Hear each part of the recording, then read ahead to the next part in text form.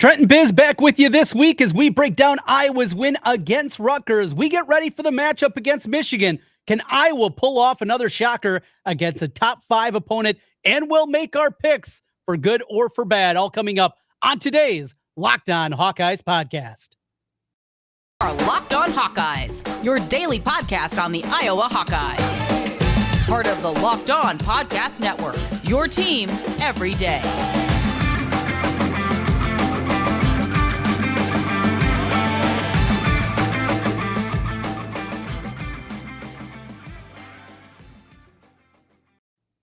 I'm Trent Condon. That's my buddy Biz, and this is the Locked On Hawkeyes podcast. Thanks for making Locked On Hawkeyes your first listen each and every day, available wherever you get your podcasts.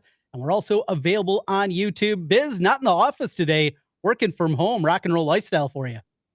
Business casual today, Trent. I think last time I worked from home, my dog went nuts in the middle of it. So I'll try to keep her under control today so we can pretend to be a professional outfit here. But it's always a work in progress, no doubt. And I have some breaking news for you here today. I'm coming to Iowa City on Saturday. Well, that's good news, Trent. I was kind of disappointed. You claimed you had other more important things to do. I'm not sure what's more important than being in Kinnick on against the top 5 opponent. So glad you got your priorities straight. Yes, absolutely. It was a little bit of a problem with the daycare and having somebody watch the kids, but finally Tara said, just go. Oh, Ella's old enough to watch Jack. 8, 7. She's good enough. 7. Yeah. Well, it'd be a long day, but we got it figured out, and I'll be over there and looking forward to it. It's a game against Michigan. It's a game against a top 5 opponent. It's environment against the Wolverines. We're going to break that thing down a little bit later here today. But before we get into that, let's talk about what we saw over the weekend and the win against Rutgers. This is not, though they were 3-0 coming in, not a great Rutgers team by any means. They have limitations offensively. Do we just say it's just that? And we just still don't know about this Iowa team? Or were you able to walk away and take those positives and take them more than just beating a crappy opponent? I think there's more positives to take away than the Nevada game. I mean, Rutgers is bad. They're really bad. But they are a Big Ten team. And anytime you can dominate a Big Ten team on both sides of the line of scrimmage, that's certainly a really good thing. And my biggest worry, we talked about last week after the Nevada game, is we did not dominate the line of scrimmage on the offensive side of the ball. Nevada kind of pushed us around every once in a while, and that was definitely not the case against Rutgers. That was the first time in a long time that our offensive line actually established some dominance over anybody. So is Rutgers good? No, but they're not horrible either. I mean, they were 3-0 coming in. The opponents weren't great, but 2 of the 3 teams they beat, Boston College and Temple, at least have a pulse. So, the interesting thing, Trent, I think we talked about this a little bit on the our text chain, but if Iowa football plays Iowa football, if it does what we want to do, which is, play great defense, flip the field, have just enough offense to win games, and then don't screw up. Limit the penalties, limit the turnovers. What percentage of teams out there can we beat? I mean, honestly, 75, 80%. I mean, I think it's probably 85% of the teams in college football. I mean, there is maybe 15 teams in the country. If we play that fashion, we're not going to beat on a normal day where they're not completely screwing up too. But yeah, that's it. That's the list. And maybe that's where the frustrations were, that especially those first 2 weeks, is just be competent. We're not asking for even a top 20 offense or a top 50 offense. Be top 70. It just shows some semblance of something offensively. And this defense is so good and the special teams are so good that you're going to be fine. We just haven't been able to get to that point. And maybe there are signs. Spencer Petras has looked a lot better the last 2 weeks. It wasn't a high bar from what we saw the first 2 weeks, obviously, but he has looked better. And it feels like those throws that he was sailing and making bad plays, it's almost like they've taken them out of the playbook. They just said, you know what? We're going to make this as simple as possible. Those out routes that you're struggling with, don't even throw them anymore. Yeah, and that's what we've seen the last 2 weeks, Trent. I think just kind of return to Iowa football. Like I said, we've gotten back to that. Don't shoot yourself in the foot and be competent on offense. And that's, I mean, anybody that, if you're going to complain about Spencer Petras's performance on Saturday, then you're never going to be happy with Spencer Petras. I mean, he's never going to be, a world beater of a quarterback, but he played really, really good football. Saturday. And I see people complain right away, well, no catches by the wide receivers. Well, first of all, Laporte is a wide receiver. I mean, when you line him up wide and you throw a 42-yard fly pattern to him, that's a pass to a receiver. Yes, he's a tight end by name, but that was a pass to a receiver. And second, like you said, I mean, I think the coaching staff has determined, let's just play to our strengths. And right now, our strengths are not wide receivers. You can say what you want about wide receivers, but there was truly, and I went back and looked, there was only one bad pass. He made one bad pass the entire game. Early in the game, he threw way behind Laporte on a slant. Other than that, every pass was catchable. And, there were a couple of drops in there and a couple other ones, Reganey falls down on a route. But, if you're not happy with Spencer Petrus's performance on Saturday, you're never going to be happy with him. Right. Yeah, it's just that's who he is. And who he is what we have right now. And it doesn't feel like obviously there's going to be any change with that. So a few more takeaways. The running game looked better. Certainly didn't look great by any means, but better. Tyler Ellsbury came in the first drive. They moved the football. They had a couple of long drives. Again, we're talking against Rutgers, but some semblance of a running game again. And it all works together. It's not just only Petrus. It's not only Brian Ferentz. It's not just the offensive line or wide receivers. It's everything together, but positive signs, a step forward at the very least, I thought, out of that offensive line. Yeah, I mean, I've been as critical of the offensive line as anybody, and they certainly played much better on Saturday. And, you and I talked about last week, Rutgers' defensive line was supposed to be one of their strengths. I mean, that was an area where they had a lot of returning talent and good depth, and we kind of kicked their butts up and down the field up in that part of the game. So, yeah, it's certainly things are going in the right direction from the offense. And like I said, we just got to get back to competent. We're never going to be, we're never going to be Ohio State or, Tennessee or teams like that. But, we talk about it all the time. The goal is 24 points, Trent. If you can put 24 points on the board, we're going to win 90% of our games. And if they do that this week, I think they get a chance. We'll talk about Michigan coming up here. Final thoughts on Rutgers, though, and takeaways from the game. How about Drew Stevens? First of all, even attempting a 50-plus yard field goal with a 14-point lead, very un-Kirk-like there. But then secondly, knocking that thing through with plenty of distance to spare. Now he needed a little help from the upright to get it there, but showing some confidence there, Kirk is in the young kicker. Well, I think we can put to bed any kicker controversy. He's the kicker for the next 4 years, and man, he's got a leg. I mean, this is not he's similar to Shudak when it comes to distance wise. I mean, he's that 54-yarder had easy 6, 7, 8 yards to spare. I mean, he's I'm sure he'll have some bumps in the road, and there'll be some games where he won't be pretty. He's not going to be 100% for his career, obviously. But yeah, I mean, I think we can confidently say we've got our kicker for the next 4 years. Looking good there. Also saw Cooper DeJean, obviously the interception return for a touchdown, and back there in punt returns. I wonder if that becomes permanent, as it seems more and more like Keegan Johnson's not going to be part of the plans, maybe for the rest of the season.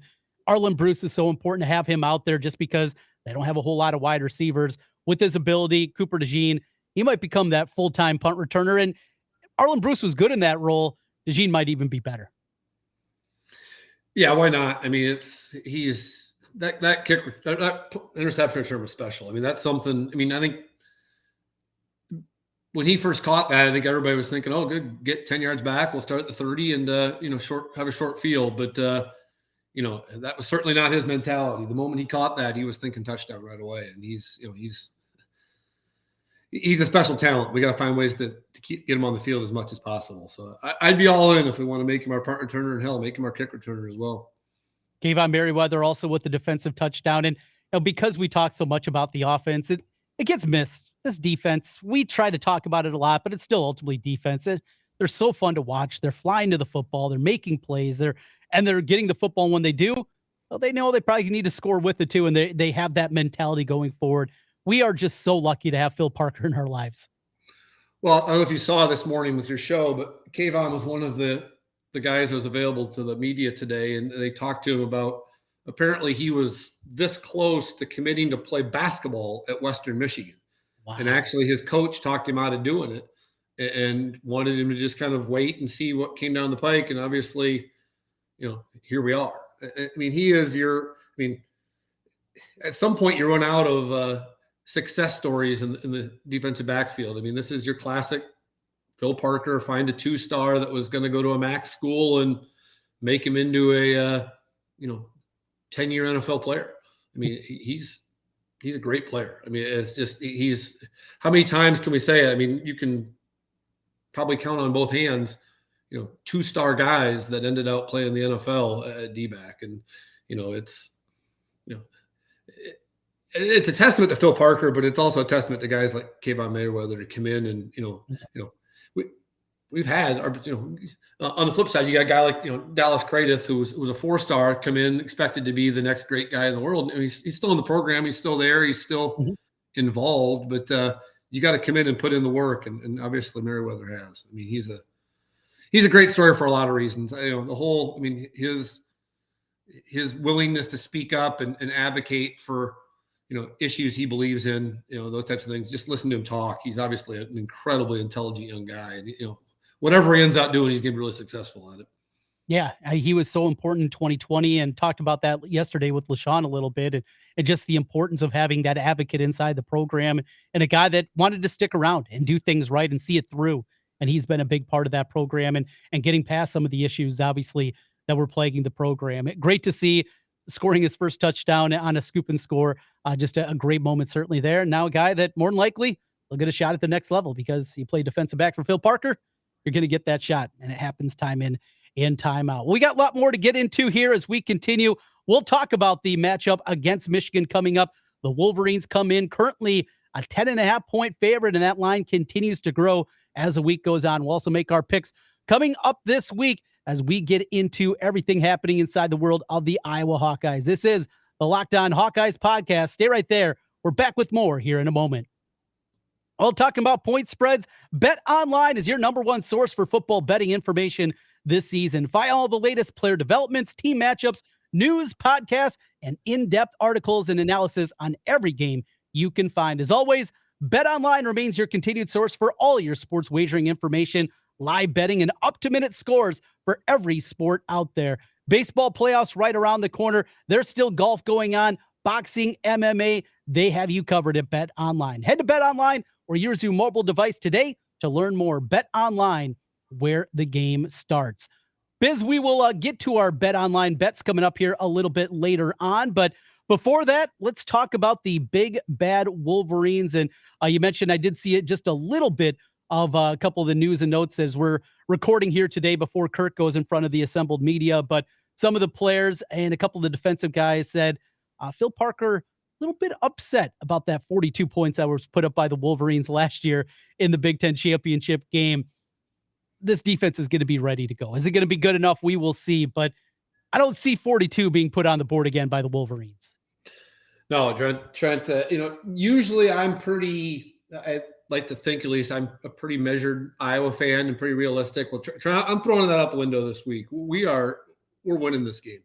Damn it. I'm drinking the Kirk Kool-Aid this week. I am all in on, first of all, I think the spread is insane. 10.5. You and I, our text thread talked about it, and I was adamant. I thought the spread would be 7 or less. I just didn't think they'd put it at 7. But clearly I was wrong. I mean, clearly Vegas thinks people are going to bet on the Wolverines, obviously, but it's 10.5. Like you said, it's even moved up. I saw it 11 in one spot, but I've got 5 reasons, Trent, 5 reasons why we're going to win or at the very least cover on Saturday. So I as usual, I reached out to Statboy and got a lot of info from him, but you can talk me off the ledge, Trent, but you're ready to dig in deep on why we're going to win this game? I'm ready to do it. I love the optimism. Let's go. All right, 5 reasons, Trent. 1, you just talked about it or brought it up a little bit, is the revenge factor. Do you know about the Hawkeye Challenge, like what they do in the summer? I think I've heard of it. Phil, remind me.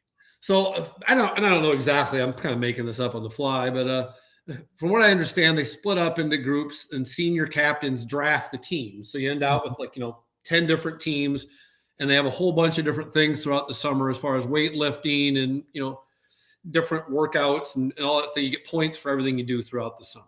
And the team that wins the Hawkeye Challenge, whatever, you know what the name of the team was that won it this year? What? The 39ers, which if you take their 42 points, subtract our 3, the 39ers won it this year. And that team, I believe, was captained by Jack Campbell. So not only is Phil Parker ready, I think this whole team's going to come out ready. There's some revenge factor to this game. Not only did we get beat, but I think everybody's going to be a little pissed off that Jim Harbaugh didn't ease up a little bit. I mean, legitimately, that should have been a 28-3 game, and Harbaugh put 42 on the board. So, it's easy to say revenge factor, but let's bring Stat Boy into the equation, and let's look at how Kirk has done in revenge games over the years. We talk about it a lot, Trent. Not often does Iowa get their butts handed to them and get truly blown out. If you look at it, it's only happened. There's only been 5 times. This will be the 6th, but 5 times, or actually, this will be the 5th. There's been 4 times in 20 years where we've gotten beat by at least 25 points and then got to turn around and play that same team the next year. So 4 times. Let's dig into them. First one, 2007. Purdue whoops us 31-6. We turn around the next year, beat them 22-17 in 2008. Okay. 5 years later, Michigan stomps us at the Big House. 2012, a bad Iowa team. We get whooped 42-17. The next year they come to Kinnick, 2013. We beat them 24-21. 2014, Trent, you remember the debacle up in Minnesota where we got just absolutely stomped 51-14? Remember it well. Boner and Ricks were there. Yeah, it was a game where it was kind of the eye-opener for Phil Parker, where they kept running jet sweeps and outside action, and we looked like we'd never, ever defended those before. And I think Phil took that personally. So 2015, they come to Kinnick. We beat them 40-35. So last of the games, 2016, the Penn State game, where we lose 41-14, give up almost 600 points offense. They come back to Kinnick 2017. We lose, but we lose 21-19. The epic Saquon Barkley game, they score literally at the buzzer to beat us. So you're looking at revenge games. We're 3-1, and the only one we lost was at the buzzer. So, not a huge sample set to look at, but when it comes to revenge games, Kirk and the boys will and Phil Parker will have them ready to go, I think. So there's reason number 1. All right, I'm in. Revenge angle. I love revenge angles. Absolutely. All right, number 1, I'm with you. Number 2 angle, Trent, you see it all the time. It's as simple as this. It's a top 5 opponent coming to Kinnick Stadium. Last 15 years, it's happened 6 times. I'm sure you saw the stat, but what's our record in those 6 games in the last 15 years? The only loss was the one you mentioned, the Penn State game, but what, 5-1 in the 6 games? Yep, 5-1. Only lost that same 2017 heartbreaker to Penn State. So, people talk about, it's got to be a night game at Kinnick. 3 of those 6 games, Trent, weren't night games. They were 2:30 kickoffs or 3 o'clock kickoffs. They ended at night, but they weren't night games.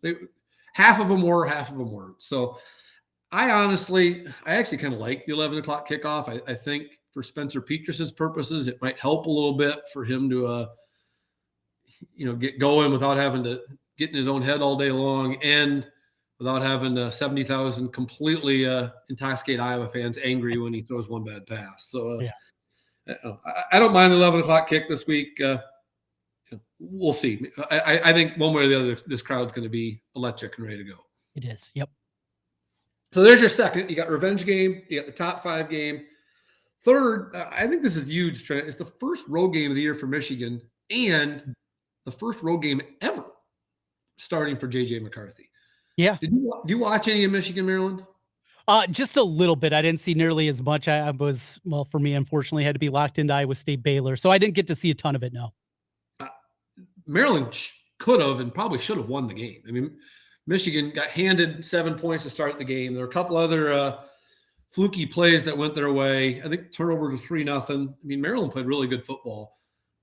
But my takeaway from it is J.J. McCarthy is a talented quarterback, but certainly a work in progress. He holds the ball forever. I mean, he keeps it for 3-4 seconds. He's looking big play all the time. And that's just not how you're going to beat Iowa. I mean, Purdue's shown the blueprint for beating Iowa. You got to dink and dunk and be patient and take what they will give you. he's not that quarterback. He's going to be aggressive. He's going to put some balls up for grabs, and it's going to come down to me, who makes those plays? Can we force turnovers, or are they going to hit a couple big plays? Cade McNamara might be the better quarterback for this game from a mission perspective. Yeah, I mean, I think so. So there's your number 3 is first road test for a Michigan team. They're not the same Michigan team as last year. I mean, they got 8 defensive starters that are new this year. They've got some injuries on offense. I mean, they're a really good team, but I really question whether they're the number 4 team in the nation. I think they're probably a top 10 to 15 team. Mm-hmm. So there's your 3. Number 4, Trent, comes down to just style of play. I mean, I think Harbaugh is going to run the ball and run the ball and run the ball. And I just think we talked about before, we've got an elite defense. I just don't see them coming in. This isn't Ohio State. It's not a game where they're going to put up 40 and we got to outscore them. I really do think the rule we talk about all the time applies. We got to get to 24. I think we can hold this Michigan team to under 24 points. It's just a question of can we somehow piece together 24 points. So then last, Trent, number 5, and this is more this is my bailout. If we don't win, we're at least going to cover. So number 5 is the cover factor. Kirk is a beast when it comes to being a double-digit underdog. In the last 20 years, Trent, we've been double-digit underdogs 12 times. We're 8-3-1 in those games as far as covering.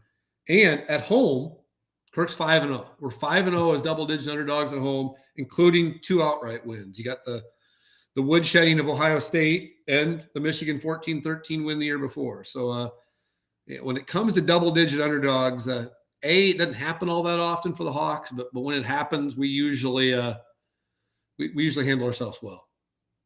That's so there's my top 5, Trent. So now you got to talk me off the ledge. Why am I wrong?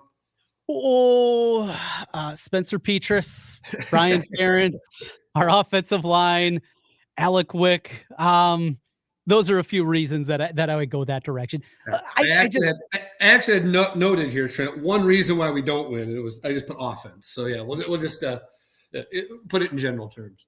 If put all those together, yeah, it's just I still struggle.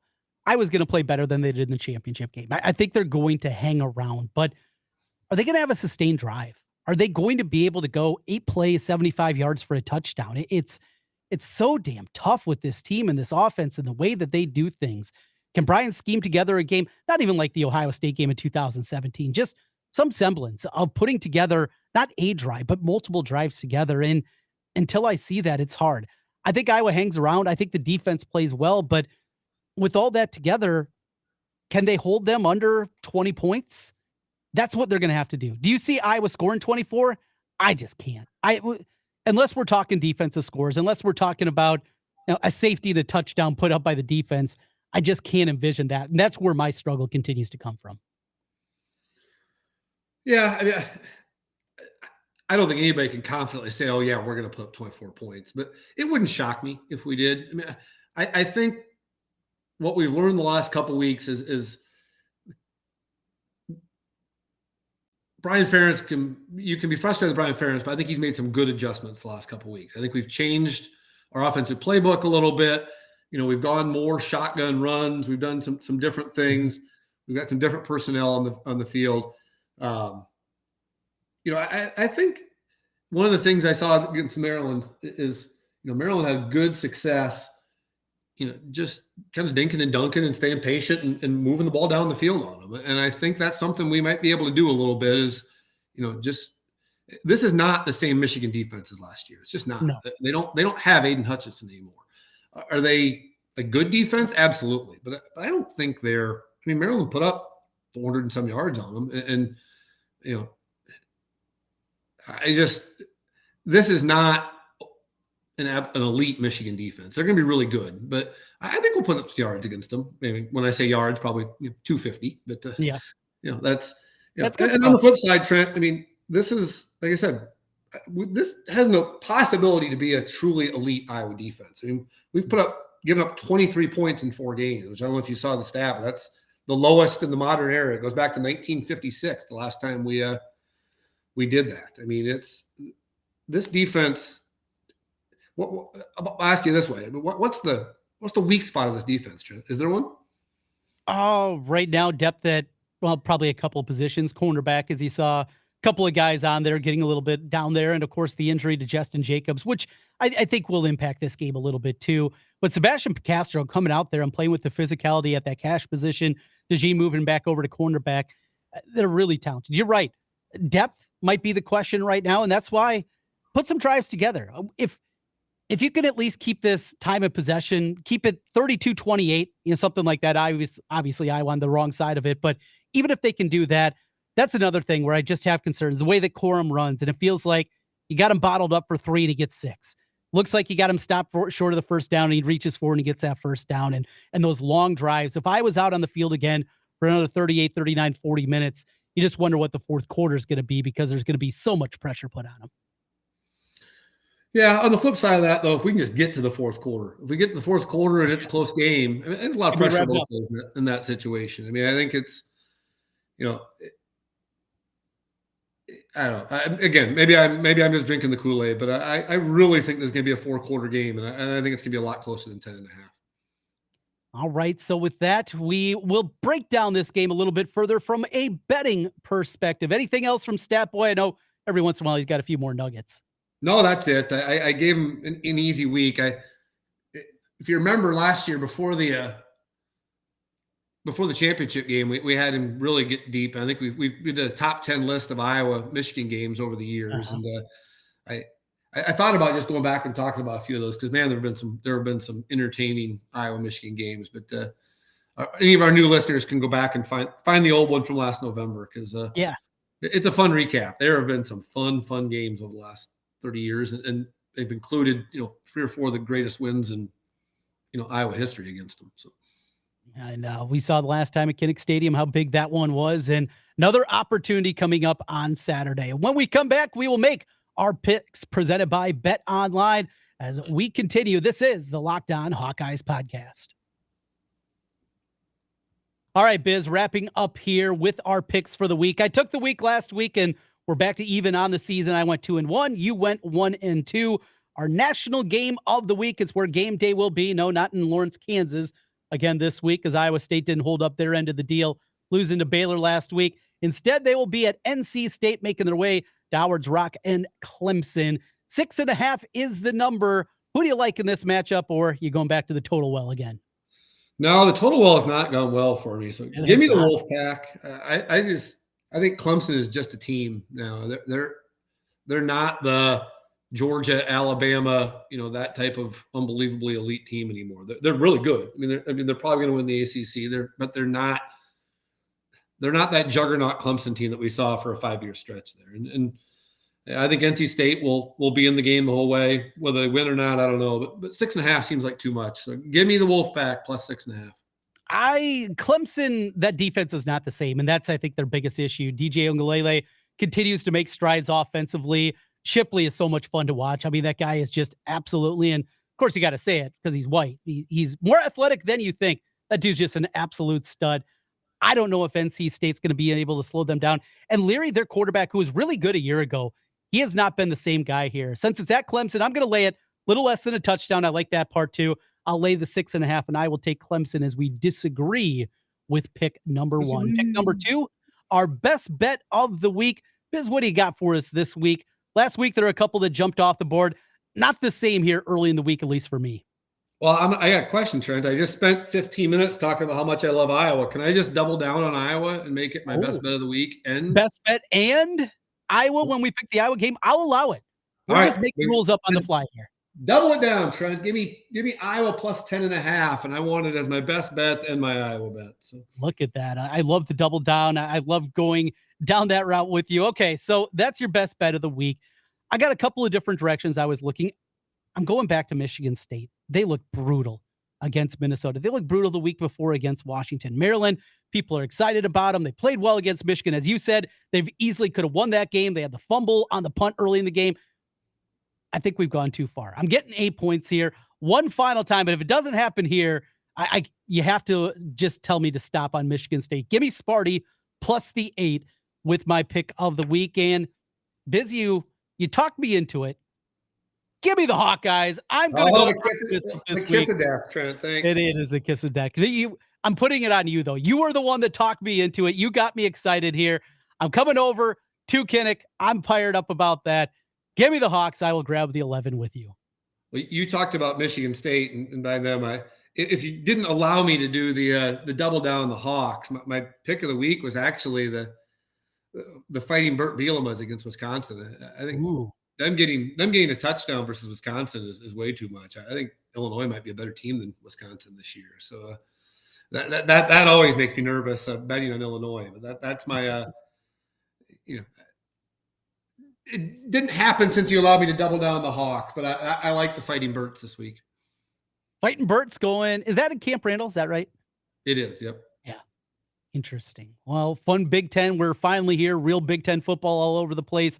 Even last week against Rutgers, it still kind of felt like a non-conference game. But we're into the reality now of the Big Ten slate as it's Michigan this week. If you want to hear more about the Wolverines and the Big Ten as a whole, you can check out Locked On Big Ten. Nate Dickinson each and every day takes you through the Big Ten in 30 minutes, breaking down this game and a whole lot more. That's Locked On Big Ten. Make it your second listen of the day after Locked On Hawkeyes. Let's roll out with this, Biz.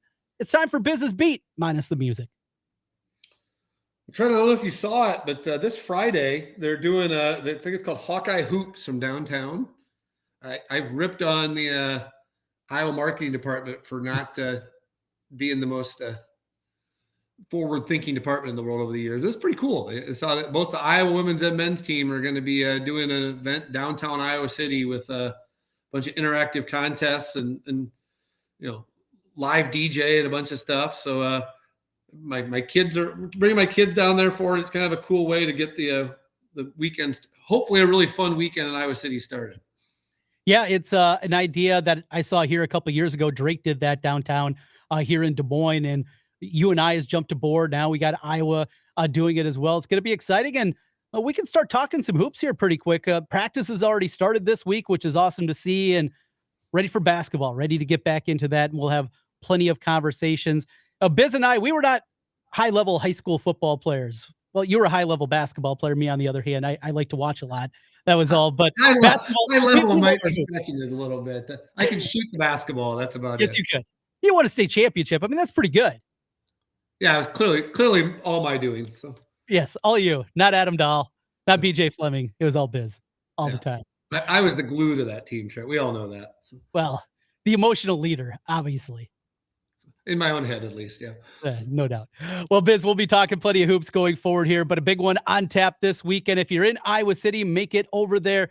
Should be a great time. Biz, we'll talk again next week. All right, go Hawks.